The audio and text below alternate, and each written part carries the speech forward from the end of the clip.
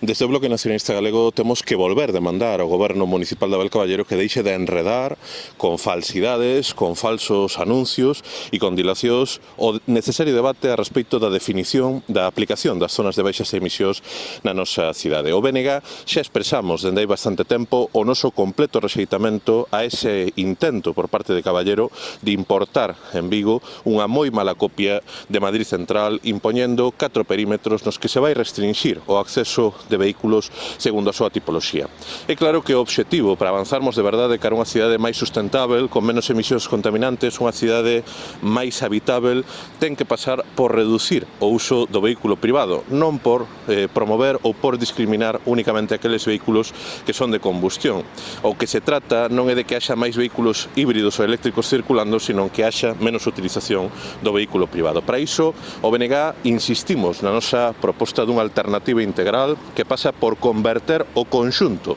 do termo municipal, os 110 km² de Vigo, nunha zona de baixas emisións, despregando medidas que faciliten unha mobilidade alternativa. En primeiro lugar,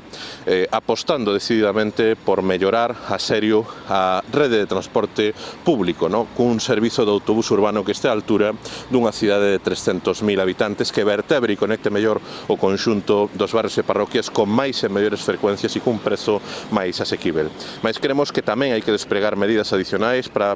fomentar, para facilitar a mobilidade peonil, o uso de vehículos e mobilidade persoal.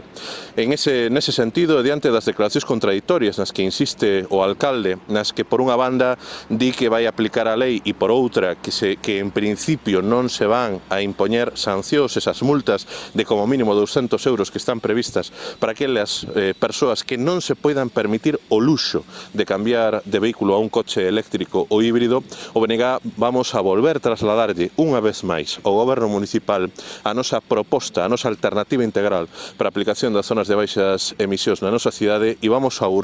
solicitar formalmente que se convoque o Consello Sectorial de Transportes e tamén o Consello Sectorial de Medio Ambiente do Concello para que esta cuestión sexa debatida de maneira ampla coa participación do tecido asociativo, coa participación da cidadanía, en lugar de seguir escondendo no despacho ese proxecto de nova ordenanza municipal que terá que regular as CBE e do que nada sabemos dende hai varios anos.